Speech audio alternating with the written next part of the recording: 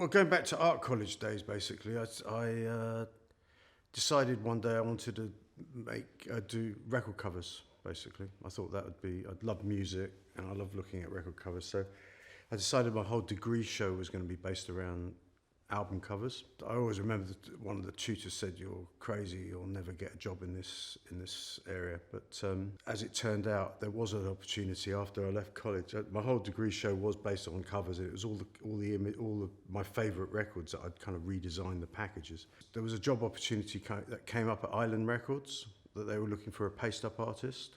I thought this was it, you know, and I kind of rushed to the job and I went for the interview, and they told me actually they changed their mind. They said they wanted a designer, which I thought was even better because actually that's what I really wanted to do. I got the job, and I worked my way up from being like the in-house designer to being a creative director and on the board of directors. And I was there for about 10 years, working on unbelievable variety of acts.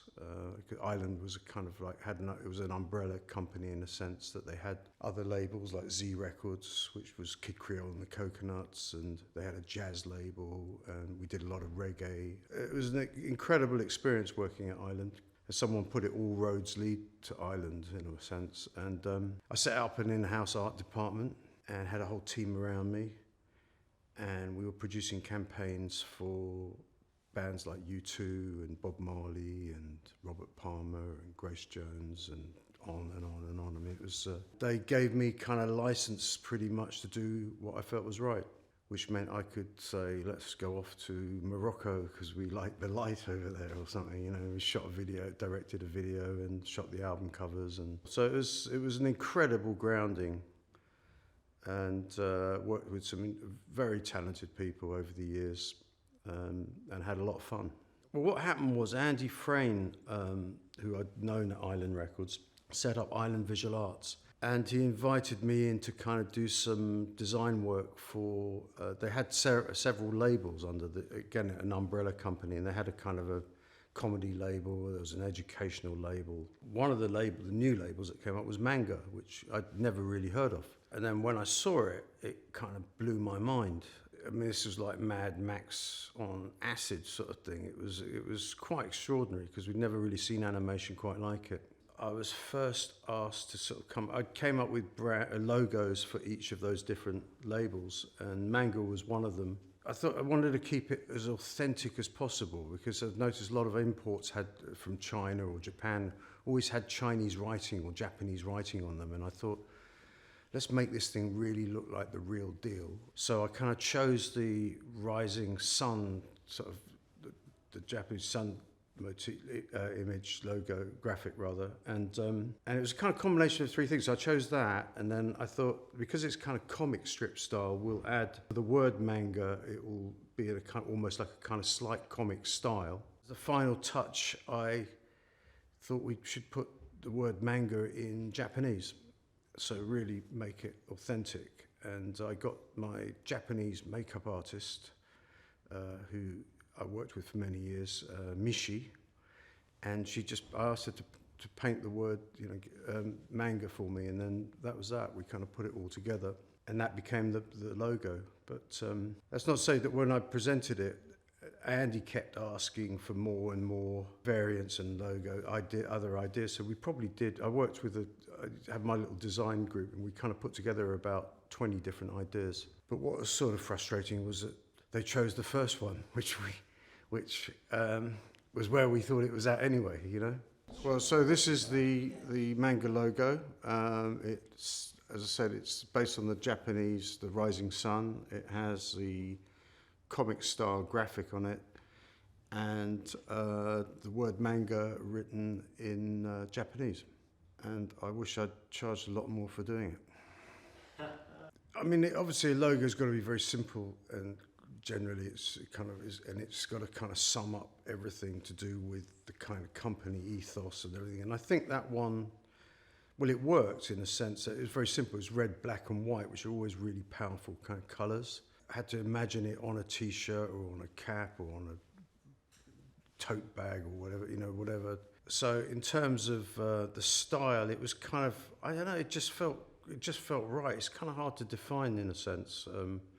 but it fitted in with all the kind of style that had been seen, you know, because it was all new to us anyway when we were watching these animations, and it was trying to find something that would fit with all of that and feel right, you know. And I think it sat really well.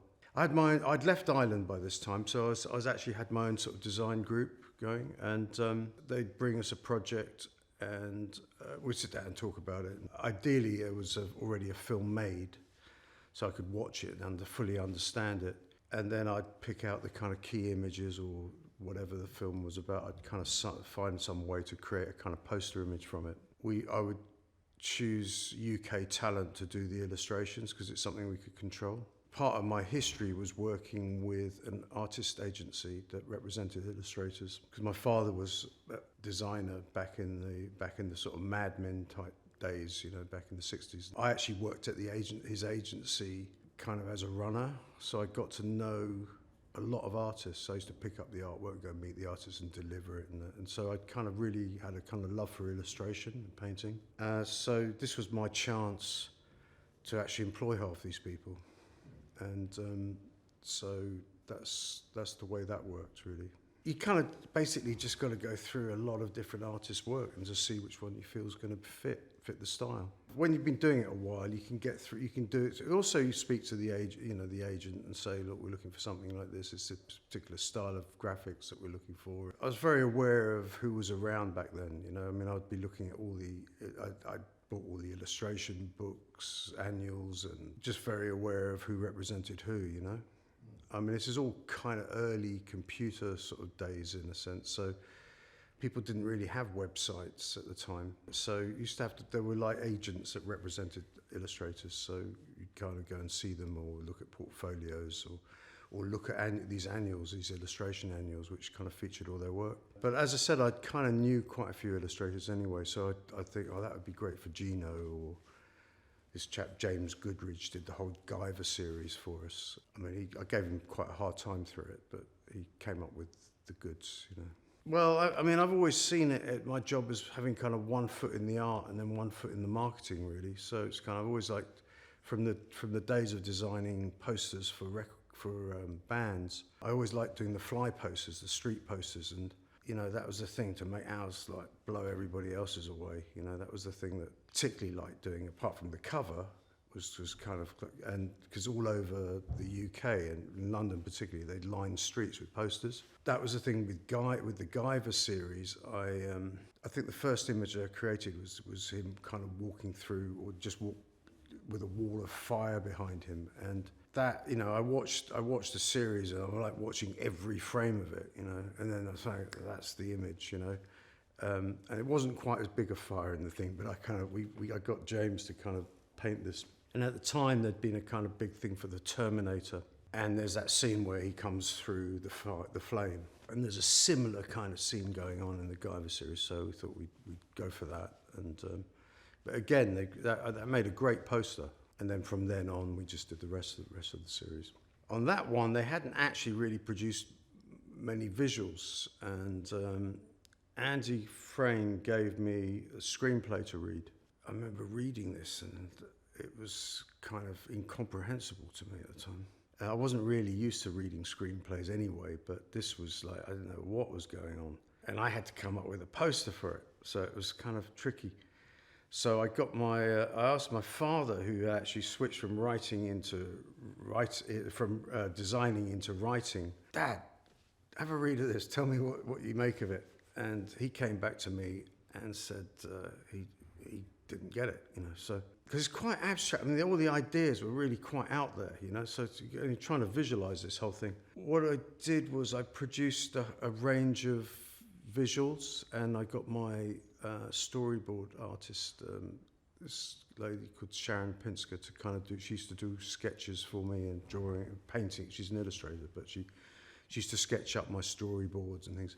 So I got her in, and I said, look, you know, and I gave her my thumbnail sketches, and we sketched out about half a dozen different ideas for the poster and presented them to Andy and the team. They picked out the one that was used, you know, so from there, they liked that idea, and then we sent it to the studio in Japan that were producing the film, and then waited. They were going to do the actual illustration. Yeah, so this is the Ghost in the Shell mock-up visual that we did that was sent out to the animation company in Japan. And as you can see, it's got all the various instructions. It's all handwritten. And there's actually even Tipex on here where we've painted out words and things. So it's pretty basic, but that's what we sent off. And then they sent back the finished illustration based on that. And I remember we waited quite some time, and then eventually a package turned up, and we opened it up, and it was the artwork for Ghost in the Shell, but it was all done in cell overlays. Again, that's an animation thing, whereas most illustrators would just paint it straight onto board. But it looked fantastic. And this was like the actual painting, not the digital file or anything. Yeah. It was all in different layers, but on as I say, on cells. So we shot that professionally, as you would if you were shooting an animation. No reflections on it and anything. And then we applied the graphics, and that was that. We made history. Well, I mean, the small confession is that we'd done so well with Akira, and that had been sent to us in parts. We did the packaging and posters, the UK versions of Akira. Because that kind of did so well, and it was all kind of landscapes and everything, I thought, I'm going to give it a slight Akira feel to it, you know? So it had a kind of, there was an influence there from that. And it's one of those things, because I've commissioned a lot of illustration over the years, and it's always really touch and go. You never know what it's going to come back as. If it's going to be better than what you ever imagined, or it's going to be worse than you've ever seen, you know? It's really tricky, actually. So that one really was, but it came out really great.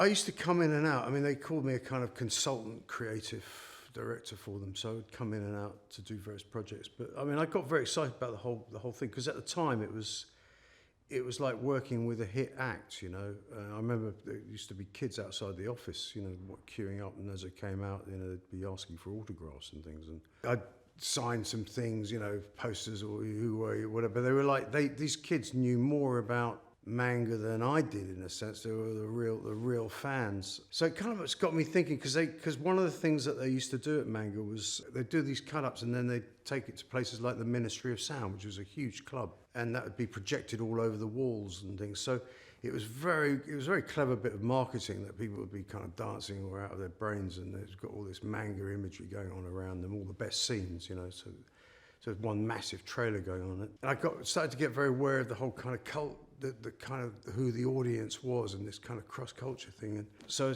I was very interested in clothing range from it, because as a brand, it just seemed to be getting bigger and bigger and bigger, you know, and that's where the logo started to really kind of become quite a powerful thing. I brought in a fashion designer that I'd been working with, she'd been a stylist on a few of my videos, but she was essentially a fashion designer, and she designed this incredible range of clothing, because I thought we could branch it out into the world of kind of youth culture, you know, the look, the style and everything. It kind of, through politics within the company, they were trying to cut back here and there, and suddenly, from it being a great idea where we'd made all these kind of prototypes and photographed people wearing the gear and everything, it all kind of collapsed.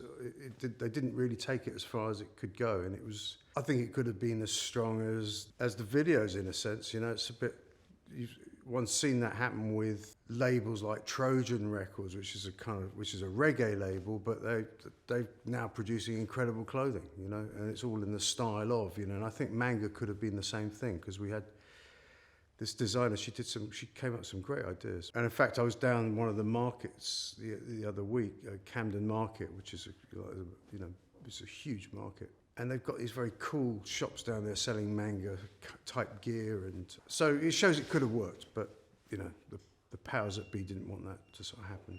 Well, the girl that designed the range, she still got it all in suitcases somewhere. So you know, and she did a fantastic job. Yeah. Well, you know, do they say success has many fathers, don't they? Yeah, there are people. Yeah, it's like it's the way it works, really. That's happened to me many times over the years. You design something. I mean, I've even had people come in with their show reels, and they're showing me video. They've done edits of videos, and then they're showing me videos I shot. You know, after 2 or 3 years at working at Manga, I met this guy called Marvin who took over he was running supposedly the American side of the company. I'd never met him before, but he claimed to have created everything. And I just was like, okay, very good. What can you do? I think the brand, is still up there, we designed, at Island, designed a Bob Marley logo that became a foundation logo. Our team designed, designed the Run DMC logo. So brands, I think it was one of the top brands in terms of success. It's nice to have been associated with it, because I meet people whose kids are really into it. And it always surprises me that they're so enthusiastic about the whole thing, and then and meeting me seems to mean something to them. So it's a great thing. But as I said, it was a long time ago. We've done a lot of work, a lot of stuff since then. So it's a happy memory.